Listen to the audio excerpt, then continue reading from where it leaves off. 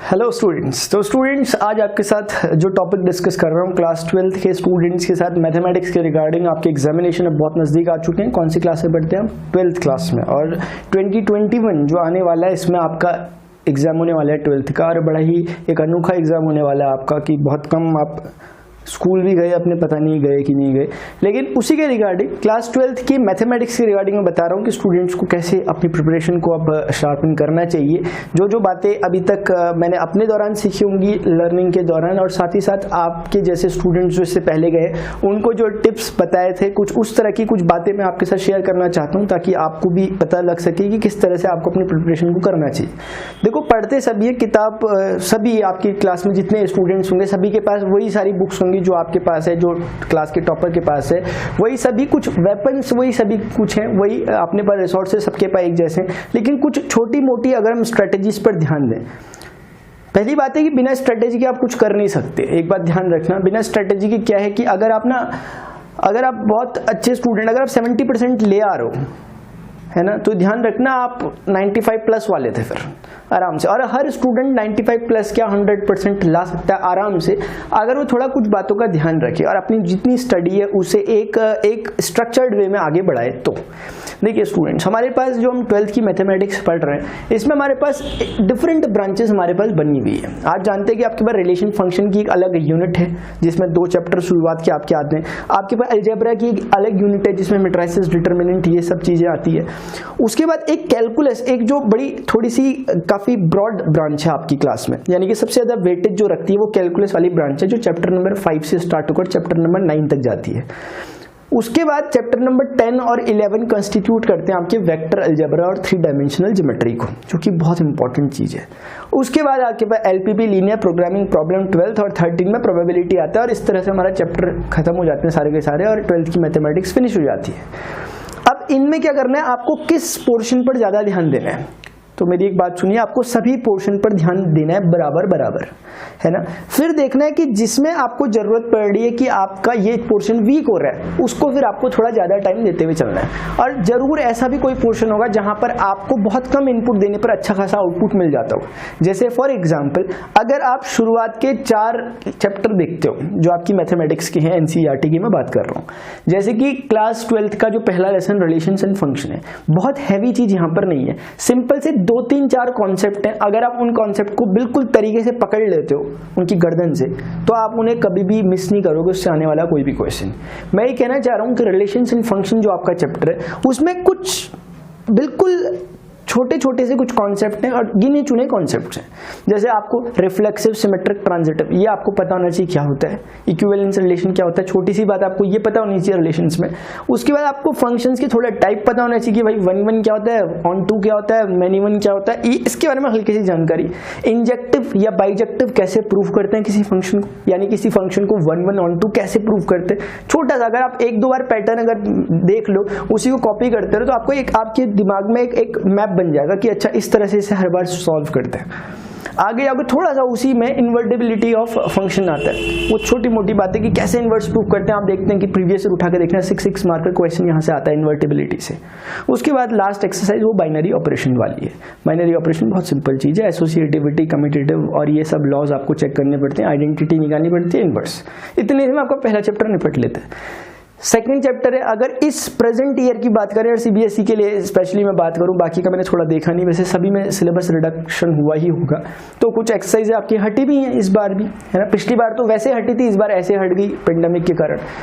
तो second chapter है, आपको पता है जो सेकंड चैप्टर ट्रिगोनोमेट्री का, वो तो जान है पूरी मैथमेटिक्स की, क्योंकि 10th क्लास में हमने ट्रिगोनोमेट्री पढ़ी, 11th क्लास में अगर आपने ट्रिगोनोमेट्री ध्यान से पढ़ी थी, अगर 11th क्लास में आपने ट्रिगोनोमेट्री के सारे फॉर्मूले आते हैं, आपको अपने आप को चेक कर लो, आपको cos 2 थीटा के चारों फॉर्मूले आते हैं, आपको tan 2 थीटा का फॉर्मूला आता है, sin 2 थीटा का फॉर्मूला आता है, बस जो मैंने बोला, और tan 3 थीटा का फॉर्मूला आता है। अगर ये चीजें आपको आती है जो मैंने बोला, तो आपका सेकंड चैप्टर फिर क्लियर है, आपको मुश्किल नहीं है।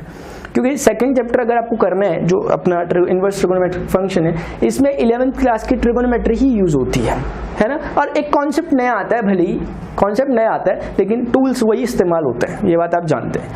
ये सेकंड चैप्टर है, बहुत इजी है। थर्ड चैप्टर मैट्राइसेस है, बहुत नॉर्मल चैप्टर है, लेकिन कुछ कुछ ऐसी जगहें हैं इसमें जहां से क्वेश्चन पूछा जाता है और जहां से हो सकता है किसी को पजल किया जा सके।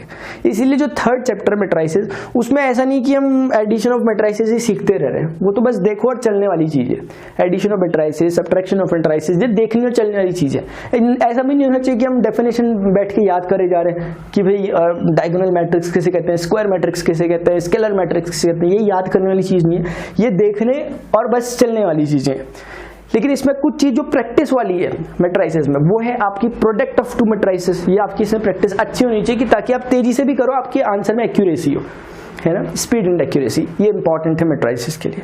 उसके बाद आगे जाकर आप जाते हो डिटर्मिनेंट, इससे जुड़ा हुआ टॉपिक है। डिटर्मिनेंट की properties of determinant most important चीज है, उसको आपको अच्छे से कवर कर लेना चाहिए। उसके बाद आपको उसी में जब एडजॉइंट आप निकालते हो, फाइनली आपसे बोलते हैं इनवर्स निकालो। एक इनवर्स तो वो हो गया अपने पास की जो रो एलिमेंट्री ऑपरेशन है, दूसरा इनवर्स हो गया एडजॉइंट की हेल्प से वाला।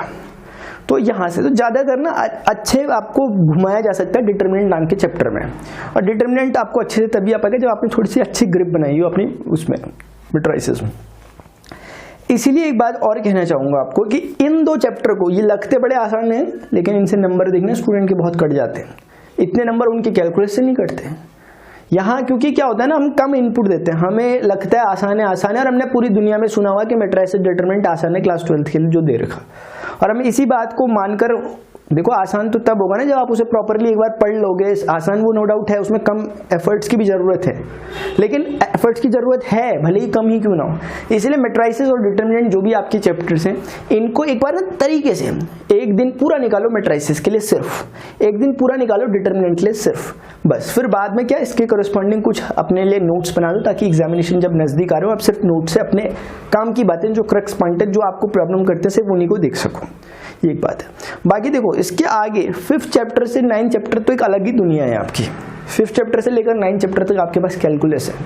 हर कैलकुलस में आपने पढ़ना स्टार्ट कर दिया होगा और खत्म भी कर दिया होगा, ऐसी उम्मीद है मुझे, क्योंकि मैंने सब कुछ पढ़ा के रखा हुआ है, आपने देखा होगा उनसे, आप में से बहुत से स्टूडेंट पढ़ते हैं, आपको समझ में अच्छे से आता भी है। 5th चैप्टर डिफरेंशिएशन से रिलेटेड है, जिसमें पहली एक्सरसाइज जो है 5.2 में कंटिन्यूटी से रिलेटेड है। कंटिन्यूटी मतलब थोड़ा सा लिमिट और इसकी बातें होती है, बहुत ज़्यादा हैवी बातें नहीं है। लेकिन उसके बाद 5.2 से चेन रूल, आपका ट्रिगोनोमेट्रिक डिफरेंशिएशन, आपका अलग अलग तरह के लॉगरिथमिक डिफरेंशिएशन, ये यूज होते होते 5.2, 5.3, इनमें से 5.5 मोस्ट इंपॉर्टेंट एक्सरसाइज है। और एक बात बोलूँ तो 5वां चैप्टर की हर एक्सरसाइज इंपॉर्टेंट है, वो तो मैंने ऐसे ही बोल दिया कि 5.5 उनमें भी सबसे ज़्यादा इंपॉर्टेंट है। समझ में आ रही है बात? तो ये चीज है। अब क्या है कि 5th चैप्टर आपका खत्म होता है, रॉलेस थ्योरम आई थिंक इस बार हट रखी है, ये वाला जो लास्ट का है लॉगरिथम। अब जो जिनके लिए नहीं हटी होगी अलग बोर्ड वाले, वो उसको जरूर तैयार कर लेना। 5th चैप्टर की मिसलिनियस, और एक आप बार बार पूछते हैं कमेंट्स में कि मिसलिनियस एक्सरसाइज से क्वेश्चन आते हैं कि नहीं आते हैं। बता दूं मैं आपको, मिसलिनियस एक्सरसाइज से क्वेश्चन आना बिल्कुल लीगल है, आ सकते हैं बिल्कुल, ऐसा कोई नियम नहीं। जैसे मेरे ख्याल से 10th क्लास से पहले लिखा रहता था ना कि इसको एक्सरसाइज से क्वेश्चन नहीं आएंगे, ऑप्शनल एक्सरसाइज होती थी। ये ऑप्शनल नहीं है, ये मिसलिनियस एक्सरसाइज है, और ज्यादातर क्वेश्चन यहीं से फॉर्म होते हैं। और दूसरी बात, क्वेश्चन और एक जगह से फॉर्म होते हैं, वो है आपके एग्जाम्पल्स, NCERT के एग्जाम्पल्स। तो वो तो एक सोने पे सुहागा होगा कि आप सारे क्वेश्चन भी कर लो और उसके बाद एग्जाम्पल भी एक एक कर लो। अदरवाइज मैंने बताऊँ क्या कहता है, पर्सनली मैंने सारे क्वेश्चन तो किए थे NCERT के, एग्जाम्पल एक भी करके नहीं गया था। और मुझे अभी भी याद है 3-4 क्वेश्चन तो मेरे दिमाग में अभी हैं जो एग्जाम्पल से आए थे, मैंने कर दिए थे। लेकिन कैसे कर पाया होऊंगा, क्योंकि एग्जाम्पल और एक्सरसाइज क्वेश्चन में कोई बहुत ज्यादा फर्क नहीं होता, सिर्फ छोटी छोटी चीजें बदल जाती है। अगर यहाँ पर साइन पर क्वेश्चन है, साइन थीटा वाले पर, तो एग्जाम्पल में कॉस थीटा पर क्वेश्चन होगा, इससे ज्यादा चेंज नहीं होता और पैटर्न सेम होता है। यानी आपको पता भी नहीं चलेगा कि एग्जाम्पल से आ गया, आपको लगेगा कि ये वही एक्सरसाइज का क्वेश्चन है, लेकिन वो होगा एग्जाम्पल का। ऐसा हुआ था मेरे साथ। इसीलिए एग्जाम्पल भी साथ साथ करते हैं, और कुछ एग्जाम्पल थोड़ा से क्रिटिकल होते हैं, कुछ एग्जाम्पल ऐसे होते हैं कि आपने एक्सरसाइज की भी है लेकिन फिर भी नहीं हो पाते आपसे एग्जाम्पल। इसलिए ऐसे एग्जाम्पल को भी टारगेट करना, और ऐसे आपके टीचर्स भी आपको बता देते हैं, अब मुझे बता देना, मैं भी बता दूंगा, एग्जाम्पल ऐसे होते हैं। और सिंपल सी बात है, जब आप पूरा चैप्टर पढ़ चुके होंगे, अगर आप पलट के देखेंगे पेजों को, तो आप देखेंगे कि ऐसे एग्जाम्पल आपको जरूर दिखेंगे जो बिल्कुल आंखों पे छा जाएंगे आपकी, जो आपको देखते लगेगा कि हाँ ये क्वेश्चन आ सकता है एग्जाम में। तो इस तरह से ना आप 5th चैप्टर देखो, 6th चैप्टर को तब तक मत छूना जब तक 5th चैप्टर में मास्टर ना हो चुके हो। 6th chapter application of derivative है, डेरिवेटिव्स आना चाहिए तभी करना। 7th चैप्टर इंटीग्रल से बहुत हाईली पेशेंस रखना पड़ेगा आपको, इसमें पेशेंट होना पड़ेगा इस 7th चैप्टर को पढ़ने के लिए। है ना। और 7 चैप्टर, ये सब चैप्टर आपस में लिंक है, इंटरकनेक्टेड है। 7 चैप्टर पढ़ना तरीके से 7.1, 7.2, एक एक दिन दे दो एक एक एक्सरसाइज को, अभी बहुत टाइम है अपने पास। लेकिन एक बार वो टाइम आता है ना जब एक दिन में सारी बुक पढ़नी होती है, फिर मुश्किल हो जाती है। इसलिए अभी से बोल रहा हूँ, अभी एक दिन पूरा दो, लेकिन ऐसे वाला देना कि 7.1 अगर करने बैठो ना, ऐसा नहीं कि एक दिन में आज सुबह से स्टार्ट करिए रात तक खत्म हो रही 7.1, ऐसे वाला एक दिन नहीं करा मैं। एक दिन में से अपने लिए इफेक्टिवली 1 से 2 घंटे निकाल लो बस मैथ्स के लिए, इफेक्टिवली जो प्रोडक्टिव हो। मेरे कहने का मतलब है कि ऐसा नहीं कि 7.1 का क्वेश्चन नंबर 1 अभी स्टार्ट कर रहे हैं और 7.2 कर रहे हैं, 7.1 का दूसरा क्वेश्चन कर रहे हैं 2 घंटे बाद स्टार्ट। ऐसे में ना रिदम टूट जाता है। करने के लिए तो आप क्वेश्चन सारे कर चुके हो तो, लेकिन वो बात नहीं आ पाती जो आनी चाहिए। वो तभी आ पाएगी बात जब आप, अगर आपने सोचा कि मुझे 7.3 एक्सरसाइज पढ़नी है, 7.3 एक्सरसाइज लेके बैठे, और उस समय बैठना जब आपको कहीं से डिस्टर्बेंस नहीं आ रहा हो। 7.3 एक्सरसाइज एक बार अगर लेके बैठ गए तो जब तक खत्म नहीं होती तब तक उठना नहीं अपनी जगह से। ये वाला, ऐसे वाला करोगे तो डेफिनेटली 100 आएंगे, और डेफिनेटली वो जो चैप्टर आप पढ़ने जा रहे हो उसका एसेंस आपके माइंड तक पहुंच पाएगा, है ना। तब आपको कुछ याद करने की जरूरत नहीं होगी, कुछ अंदर से कुछ चीजें चलेंगी आपके, ठीक है ना। तो ये ध्यान रखना। इसलिए मैंने एक इंपॉर्टेंट बात आपको बोली है कि जब भी पढ़ो कंसिस्टेंट होकर पढ़ना, उठना इधर उधर मत जाना। भले ही आप 1 घंटे पढ़ो, लेकिन प्रोडक्टिव वाला, प्रोडक्टिव मतलब कि जमे रहकर पढ़ने वाला, ठीक है ना। हाँ, और उसके बाद 7.4, 5, 6 सारी इंपॉर्टेंट एक्सरसाइज, जितनी एक्सरसाइज बोल रहा हूँ सारी की सारी, एक एक क्वेश्चन इनके आने लग जा रहे हैं दिमाग के आगे कि ये वाला इंपॉर्टेंट, वाला इंपॉर्टेंट, वो सब मैंने डिस्कस करे हुए आपसे पहले भी। तो ऐसे करते करते 7 पॉइंट जब आप तकरीबन 8 तक आते हो तो लिमिट एज अ सम वाले क्वेश्चन आते हैं। उसके 7.9 से आगे थोड़ा सा डेफिनेट इंटीग्रल शुरू होता है। 7.11 जो है वो इंटीग्रल्स की, जो डेफिनेट इंटीग्रल्स की प्रॉपर्टी से रिलेटेड एक्सरसाइज है, इंपॉर्टेंट है, वो भी देख लेना। अभी उसके बाद 8th चैप्टर आता है। आप जानते हैं 8th चैप्टर में 2 ही एक्सरसाइज है, लेकिन दोनों इंपॉर्टेंट है, तरीके से कर लेना। 9th चैप्टर में आपके पास अलग अलग मेथड है, इनके मैंने 1 शॉट भी बनाए हुए हैं। और अगर आपको 5th, 6th, 7th in chapter के 1 शॉट चाहिए हो तो बताना, मैंने अभी तक बनाए नहीं थे, बना दूंगा। किसके? 5th, 6th, 7th in chapter के। 8th का भी आई थिंक नहीं बना रखा। 9th चैप्टर का बनाया, मुझे अभी भी याद आया 1 शॉट, तो आप देख सकते हैं। उसके बाद 10th चैप्टर, 11th चैप्टर के मैंने 1 शॉट बना रखे। 1 शॉट बहुत ज्यादा हेल्पफुल रहते हैं उन स्टूडेंट्स के लिए जिन्होंने एटलीस्ट कुछ ना कुछ पढ़ा है चैप्टर में, एक बार उन्होंने कुछ ना कुछ पढ़ा अपनी तरफ से, एक बार उन्होंने स्ट्रगल किया है। अगर वो उन 1 शॉट्स को देखते हैं जो मैंने बना रखे, तो फिर आपको कुछ अलग से कुछ पढ़ने की जरूरत नहीं है। आपके लास्ट जो प्रीवियस है के जो आपके स्टूडेंट थे, सीनियर स्टूडेंट्स, उन्होंने बहुत ज्यादा हेल्प ली है इस चीज से, तो इसको भी ध्यान रखना। उसके बाद स्टूडेंट 12th चैप्टर है, एक पर्टिकुलर पैटर्न लगता है, 2 एक्सरसाइज इसमें आपके लीनियर प्रोग्रामिंग प्रॉब्लम है। और 13 चैप्टर को थोड़ा डेडिकेट होकर पढ़ना, जरा प्रोबेबिलिटी वाला, हवा में मत पढ़ना। ऐसा नहीं कि सिर्फ वो क्वेश्चन कर लेते हैं जो एग्जाम में आता है, कभी नहीं कर पाओगे वो क्वेश्चन। एक पिकासो, आपने सुना होगा, एक पेंटर थे, एक आर्टिस्ट थे ना, उन्होंने क्या किया कि बार उन्हें एक लेडी मिली, लेडी ने उनसे बोला मेरे लिए एक स्केच बनाओ पिकासो को। पिकासो ने बनाया कि स्केच 30 सेकंड में हाथ में दे दिया, है ना। 50 लाख उसकी वर्थ थी उस पेंटिंग की। उन्होंने उनको देते हुए बोला पिकासो ने कि लीजिए ये 50 लाख का आपका ये स्केच बन के तैयार है। लेडी को बड़ी चौंकी, हंसी भी थोड़ा सा कि 50 लाख का एक 30 सेकंड में आपने बनाया, 50 लाख का ऐसे कैसे हो जाएगा। और दिखने में कुछ लग नहीं रहा था, समझ में नहीं आ रहा था बना के, है ना।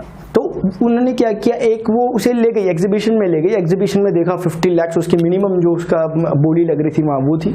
वो चौंक गई, ढूंढते ढूंढते पिकासो के पास पहुंची बात में कि आपने वो जो 30 सेकंड्स में वो जो स्केच बनाया था वो वाली कला सिखा दो, बाकी मत सिखाओ कुछ भी।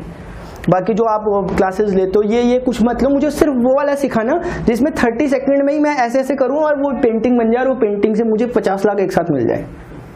पिकासो ने बोला कि जो 30 सेकंड्स की आप वो जो मास्टरपीस चाहते हैं उसके लिए आपको 30 साल की मेहनत करनी होगी। सिंपल है, कर सकते हो तो आप कर सकते हो, नहीं तो नहीं। मैं यही कहना चाह रहा हूँ आपसे। हम क्या सोच रहे हैं, हम सोच रहे हैं कि वो जो एग्जामिनेशन में आए हुए क्वेश्चन है वो सारे हम कर लें, हम मास्टरपीस की तलाश में। और आपको 30 साल नहीं देने, चिंता की कोई बात नहीं है, आपको सिर्फ और सिर्फ 1 साल देना होता है। 1 साल का वो मास्टरपीस होता है जो एग्जामिनेशन में आपके हाथ में आया रहता है पेपर। उसके अगर हम क्वेश्चन कर पा रहे होते तो हम सक्सेस हुए रहते हैं अपनी 1 साल की मेहनत में।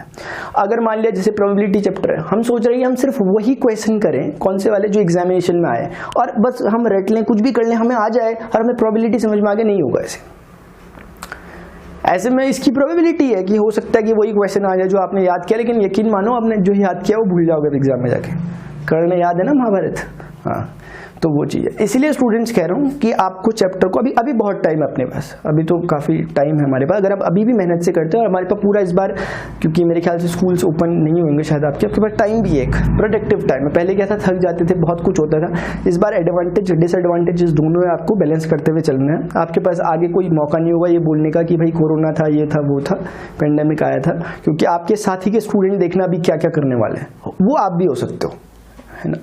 ठीक है स्टूडेंट्स, तो स्टूडेंट्स ये है, इस तरह से प्रिपेयर करो। अब मैं आगे धीरे धीरे बताता हूँ, पर्टिकुलर चैप्टर के बारे में बताऊंगा। ये मैंने एक ओवरव्यू लिया था आप लोगों के साथ कनेक्ट होने के लिए, जो इस ईयर के स्टूडेंट थे। ये एक ओवरव्यू था कंप्लीट मैथमेटिक्स का।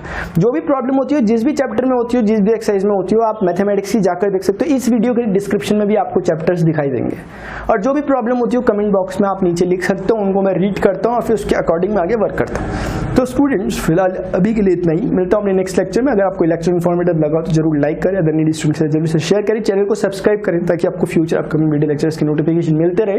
मोर देन 800 वीडियो लेक्चर्स की डिस्क्रिप्शन में आपको लिंक दिखाई देंगे, अपने अकॉर्डिंगली जो आपको जरूरत का उसे देख लें। Students till then good bye, see you.